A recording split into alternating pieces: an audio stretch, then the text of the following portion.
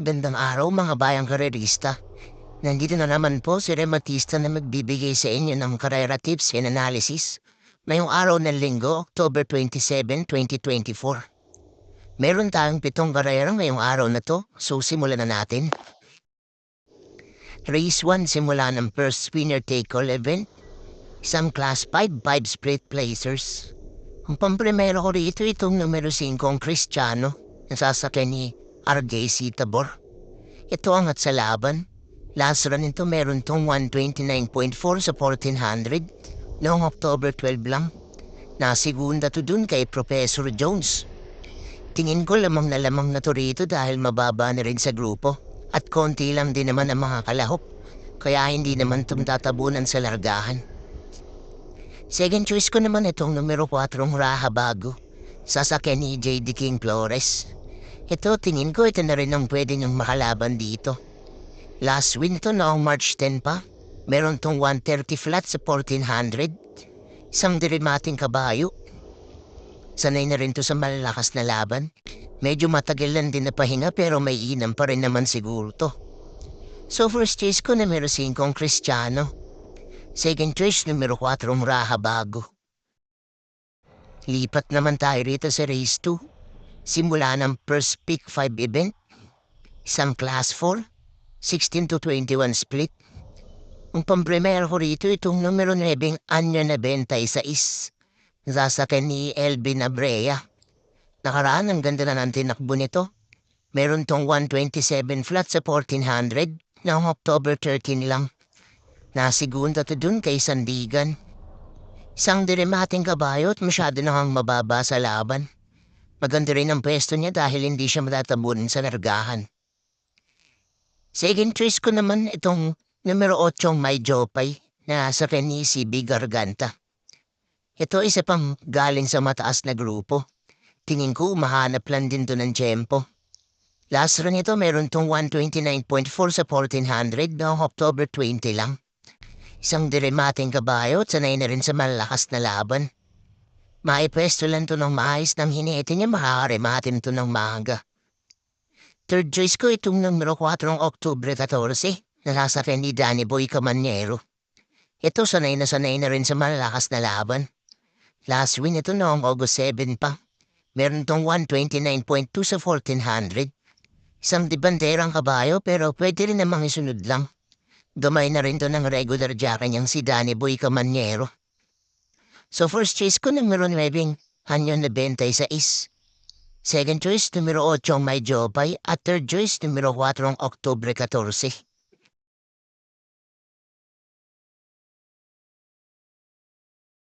Dito naman tayo sa race 3. Simula ng second winner take all event. Isang first leg juvenile stakes race. Ang pampremera ko rito itong numero 2 na si Constatic Oper na sa ni O'Neil Cortez. Tingin ko baka ito ang mauna rito. Dahil matulin tong kabahay na to at matibay din sa harapan. Last run ito meron tong 112.2 sa 1200 noong August 25 pa. At isa nga yung 2-year-old stakes race din ng tinakbuhan niya. Puro de bandera ang kalaban dito kaya maraming magbibigay ng pressure dito sa kabayo na to.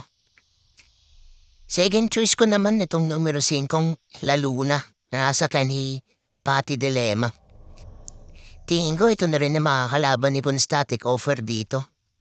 Matulin din tong kabahay na to at matibay rin sa harapan. Last run ito meron tong 113.6 sa 1200 noong September 29 lang. Isang debanderang kabayo rin at patibay na lang talaga ang laban nila rito. So first choice ko numero 2 Constatic Offer. Second choice numero 5 La Luna.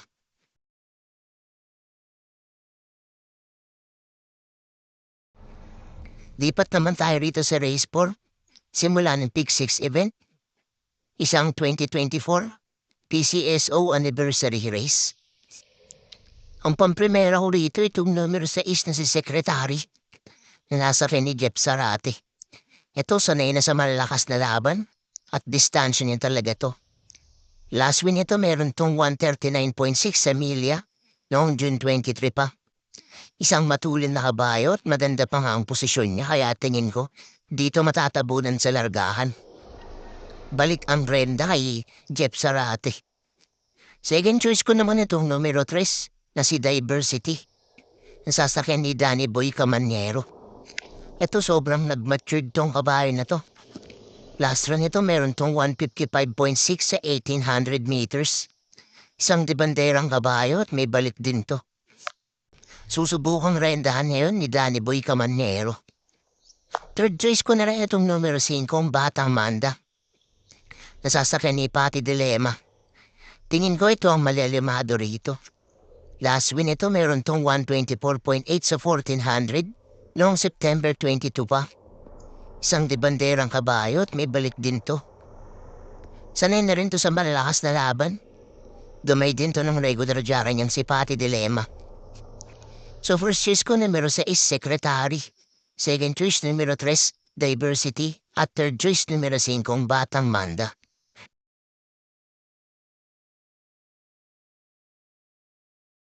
Dito naman tayo sa race 5. Simula ng second peak 5 event. Isang class 5, 6-10 split. Pampremera ko rito itong numero 1, Modern Verde, na sa kay ni Dodong Villegas. Magandang tinakbo nito nakaraan. Meron tong 127.6 sa 1400 noong October 13 lang. Isang dirimating kabayo. Tingin ko di naman tumatabon sa largahan dahil nasa balya ang numero niya. Baka ito na rin ang malimado rito. Second choice ko itong dehado pang numero 2 na si Laguna de Bay. Nasasakay ni Apprentice Jackie A.R. Ramos. Ito baka madehado pa to rito. Last run ito na segundo to kay Sampaloc Pride.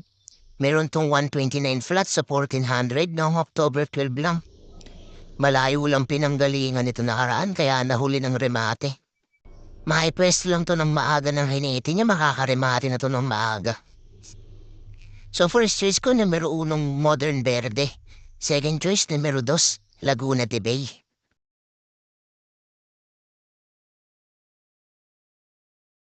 Lipat naman tayo rito sa race 6.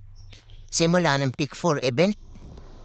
Isang class 4, 34 to 39. Pampremera ko rito itong bagong kabayo na numero 1 na si Dreaming Always na nasa ni JB Hernandez.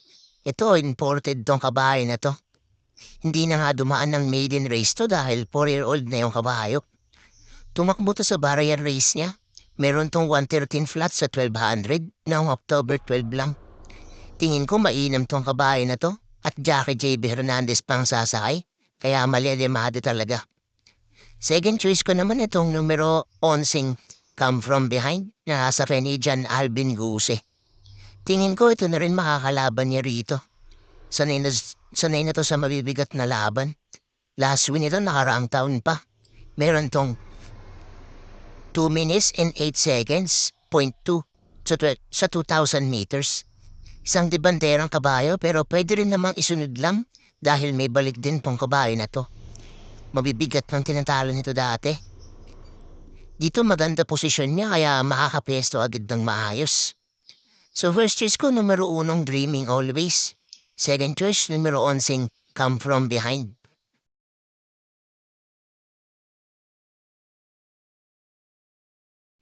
Dito naman tayo sa race 7. Huling extra double para sa araw ng linggo. Isang class 5, 11 to 15 split. Ang pampremero ko rito itong numero 9 Go Aidan Go na sa ni J. Biguera. Na-scratch lang to ng araan. Mababa na rin to sa grupo. Last run nito meron tong 127 flat sa 1400 noong October 12 lang. Nasigunda to dun kay Bohemian. Na tersera pala kay Bohemian at Buntay Shore. Isang dirimating kabayo at matagal na nga itong naghihintay ng panalo. Baka dito na makaraos to. Second choice ko naman itong numero 2 na si Bantay Sarado. Nasasakyan ni Dodong Villegas. Palaban tong kabayo na to at laging natitimbang. Last win ito meron tong 129 flat sa 1400 noong October 2 lang. Isang dirimating kabayo. Gamay na rin to ng regular jockey niyang si Dodong Villegas. Dito baka madehado pa to. So first choice ko numero 9 Go Aidan Go. Second choice numero 2 Bantay Sarado.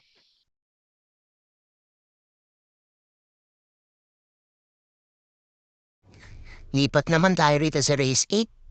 Huling daily double para sa araw ng linggo. Isang class 5, 6 to 10 split.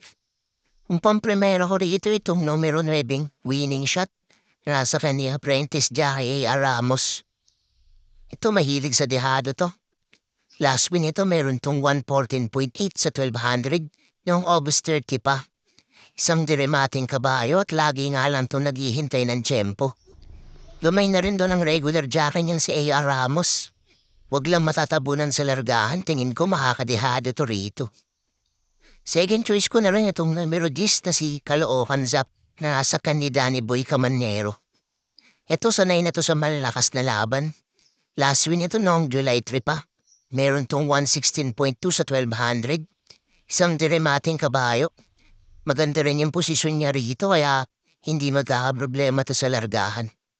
Regular jockey niya pa rin ang re-renda sa kanya na si Danny Boy Camanero. Third choice ko itong numero 3 na si Laughing Tiger. Sasakay ni Michael De Jesus. Ito humahanap lang din ng tiyempo. Last run ito meron tong 131.6 sa 1400 noong October 19 lang.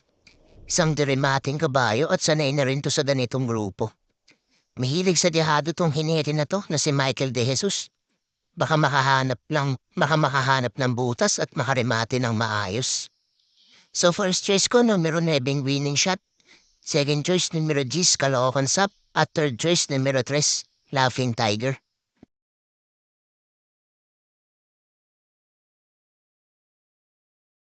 Dito na tayo sa race 9. Huling race para sa araw ng linggo at para atingan na ng winner take all. Isang class 4 22 to 27. Pampremero ko rito itong numero 4 full combat order na nasa ni R.M. Garcia. Ito natalo lang to sa distansya nakaraan dahil maiksi nga ang distansya dun. Ngayon humaba na ang distansya ng karera kaya lalamang na to rito. Last run ito meron tong 113 flat sa 1200 noong October 18 lang. Nasigunda to dun kay Dakis. Isang dirimating kabayo at matulis nga to rumemate. Huwag lang matatabunan sa largahan at makapesto lang ng maaga tingin ko sasakto na ang remate nito. Second choice ko naman itong numero 3 si This Girl is on Fire na sa ni Danny Boy Camanero. Ito tingin ko may inam talaga to. Impressive yung dalawa nitong panalo. Talagang tinago lang yung preba. Last win nito meron tong 128.2 sa 1400 noong September 28 lang. Isang debanderang kabayo at matibay nga sa harapan. Di ko inasahan na may inam tong kabayo na to. Nilabas lang yung inam ng trophy race na yung tinakbuhan niya. Third choice ko naman itong numero 1 Batang Kangkalu na sa ni J.D. King Flores. Ito natabunan lang sa largahan nakaraan pero malakas rumemate to. Last run ito meron tong 143.8 sa milya noong October 13 lang. Isang diremating kabayo at medyo naiwan lang nga nakaraan.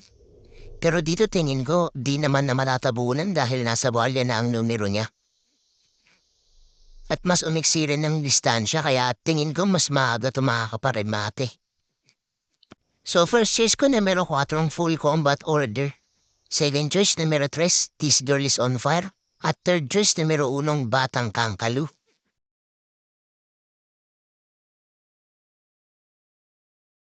So din nagtatapos ang ating karera tips and analysis para sa araw ng linggo.